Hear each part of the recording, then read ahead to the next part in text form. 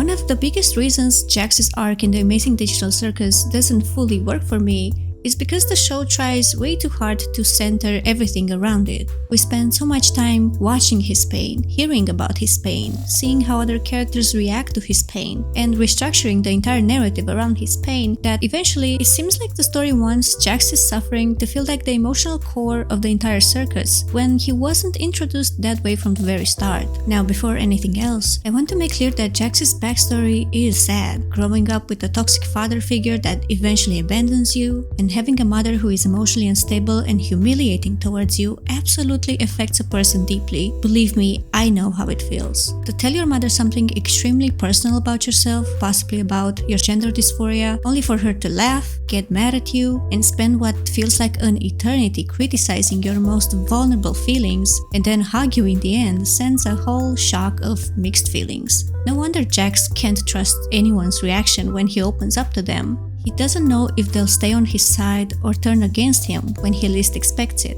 In the end, he pushed his mom away, she fell, and he ran away instead of facing what happened or getting closure about her. We can conclude that she's fine though, because Leroy is living a normal life with no legal repercussions. This clearly parallels how he treats Pomni as well. He pushes people away emotionally and physically, panics, and immediately retreats into avoidance. It's a coping mechanism. What I want to say is that none of this is his fault. Literally none. Even him running away, that is not his fault in that situation, in my opinion. The issue is not that the backstory is bad, it's actually really realistic, but that the show treats it like it explains everything about Jax. And honestly, I don't think it does. We are primarily shown his trauma, but we see very little of the rest of him. We hear that he had a good relationship with his mom before the divorce, but the story doesn't spend much time exploring positive memories, personal values, strengths, or parts of his identity that exist outside of his pain. As a result, he can sometimes feel defined almost entirely by his trauma, which makes him seem less nuanced. What he's been through was terrible. I personally relate to almost everything he went through, and many people can. That being said, the progression from what we're shown to the person that Jax becomes feels a little underdeveloped to me. His struggles go far beyond emotional avoidance or difficulty trusting others. He becomes paranoid, manipulative, violent, cruel, and at times completely detached from reality, which points to much more severe psychological issues. And because of that, I sometimes feel like there are missing pieces in his characterization. The show frames his parents' relationship, his childhood experiences, and later the conflict with Ribbit as major factors in his decline, but I don't always feel like we're shown enough of the journey between those events and the extreme behaviors that follow. And this makes the cause and effect relationship feel incomplete to me. Nonetheless, he is an intriguing and complex character and sheds some light on how people, once they made some choices out of fear, spiral so hard and are so anxious that it is very hard for them to change. This parallels other characters like him, like BoJack Horseman for example, though I really love that Leroy in real life is actually getting better, showing that people with trauma can live happy lives, find a community, and find a purpose. I really like this message. However, the show presents Jax's suffering as uniquely central, even though other characters experienced equally devastating hardships. Take Ragatha. She grew up with an emotionally abusing mother, and the story heavily implies physical abuse as well. Or Kinger, who watched his wife abstract and then spent years isolated in the circus. Yet both of these characters were able to hold on to positive parts of themselves that Jax seemingly loses. And to be clear, this isn't a moral judgment. Trauma affects everyone differently, and there's no right way to respond to suffering. But narratively, it kind of creates an imbalance because the story spends so much time exploring Jax's pain that the struggles of other characters feel sidelined, underexplored, or undone at times. So we're focusing on Jax, but many of the people that Jax hurt, including Ribbit, don't receive the same depth or attention. That's especially frustrating because Ribbit seems like a genuinely interesting character. I would have loved to learn more about why she became so attached to Jax, why reaching him mattered so much to her, and why she viewed emotional openness as the ultimate sign of trust. Instead, most of the context context we receive is about Jax and not her. As a result, Ribbit ends up feeling less like a fully realized character and more like an extension of Jax's story. Without additional context, she is ultimately remembered as the ex-girlfriend that he pushed towards abstraction. And I think that's a missed opportunity considering how much she meant to him.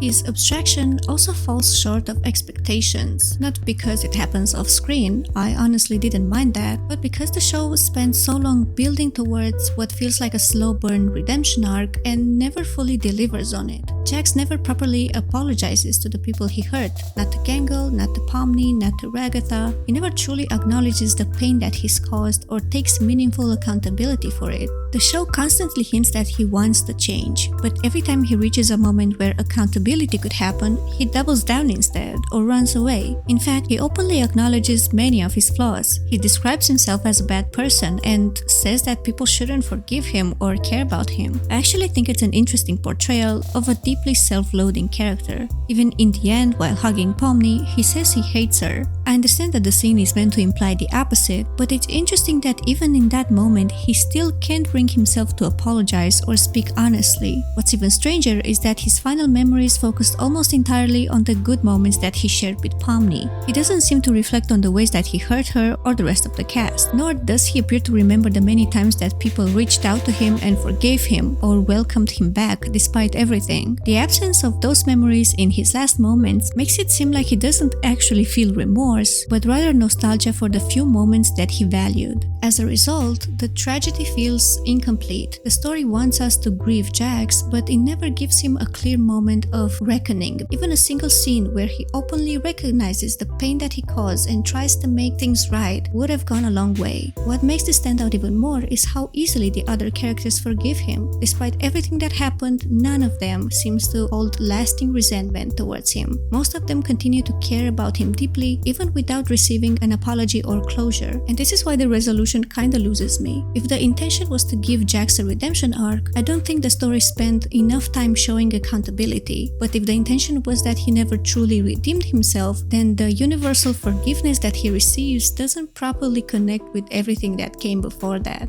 And this is even more noticeable when looking at the rest of the cast. Several character arcs end up becoming heavily tied to Jax in ways that, for me, weaken their own stories. Ragatha's emotional instability, for example, becomes heavily tied to him, and I'm saying this because in his flashbacks, Ragatha seemed emotionally stable. She spent time with Kinger, talked comfortably with Jax and Ribbit, and handled rejection surprisingly well, but after Ribbit abstracted and Jax rejects her help, her entire sense of stability suddenly collapses. Because of that, it almost feels like the show makes Jax the trigger of her trauma, which I think weakens the impact of her earlier backstory with her mother. Gangle's emotional climax and even Zubal's frustration also circle back to him. Gangle even apologizes because she can't cry for him. At a certain point, it starts feeling like the supporting cast exists primarily to react to Jax's suffering rather than pursue their own emotional journeys. I don't think my issue here is with Jax's character anymore, but with how the narrative treats everyone around him. Because sometimes it feels like the entire cast is written to understand him, forgive him, prioritize him, even when that doesn't fully align with their own experiences, personalities, and boundaries. Their reactions could have worked if the series had spent time developing a meaningful bond between them and Jax, but it didn't. Most of Jax's positive interactions happen only with Pomni. These characters have different values, different histories, and different limits. They're humans, and this is what the story itself is literally trying to tell us. So I'm confused, and it's difficult for me to believe that all of them would arrive at essentially the same conclusion about Jax, especially when most of them only knew him at his worst. Pomni, Gangle, and Zubal never knew that version of him from before everything fell apart. They mostly experienced the paranoia, manipulation, cruelty, and dishonesty, yet they all ultimately respond with forgiveness and understanding. And you could argue that that's because they're good people, but good people are entitled to hold grudges when they've been humiliated and bullied repeatedly. I don't think holding a grudge or refusing to forgive someone would make them bad people. And even after they get the context for his behavior, I still think it would have felt more believable if at least one of the characters had chosen not to forgive him. Not out of cruelty, but because forgiveness and understanding are not the same thing. For me, that's where the story loses emotional realism. You cannot tell me that 4 women with entirely different personalities and values would all react the same towards a guy that manipulated them, lied to them, gaslit them, humiliated them, them and never even apologized for it, just because he's suffering internally. Another issue is that the show slowly restructures itself around Jax. From episodes 1 through 5, the story feels ensemble driven. Then around episode 6, the entire emotional direction of the show changes. Pomni's role slowly shifts from main character to Jax's savior, and from that point onward, almost every major emotional or thematic reveal circles back to him somehow. Kingar's pillow fort was transformed to fit an abstracted Jax. The stargazing adventure was probably his idea, and we see it in his flashbacks. Everything we learned from Kingar about abstraction is used to tame Jax. Ragata didn't talk about Ribbit all along because she made a promise to Jax. Even Pomni's abstraction dream from episode 2 is foreshadowing to emphasize that everyone will save Pomni, but only Pomni will save Jax. And even though these are really good callbacks to earlier episodes and it makes us feel like we've come full circle, they all happen to sustain Jax's journey only and complete his story. As a result, the show starts feeling less like a story about a group of people trying to survive together and more like a story where everyone else's role and things we learn about them exist to support Jax's journey. And I think part of the frustration comes from the fact that the show never properly established Jax as the central emotional focus early on. For half the series, he's comic relief and background chaos. The fandom spent years theorizing that he secretly knew something important about the circus, or that he's actually a hacker because the show seemed to frame him suspiciously. But in the end, he doesn't know anything special. His keys are not connected to an exit or the circus, but to his own locked memories. He isn't tied to the core lore that we were exploring early on. He just has his own personal subplot that slowly overtakes the main narrative. And that's where the disconnect comes from. I'm not frustrated because Jax became important. I'm frustrated because the show spends half its runtime presenting one story, then gradually shifted towards his story. If the intention was for Jax to be the central emotional focus, I think the series should have communicated that more clearly from the beginning. All in all, I like Jax as a character, but I don't agree with the narrative's desire to warp everything around him just so that the audience sympathizes with him. But hey, that's just my take.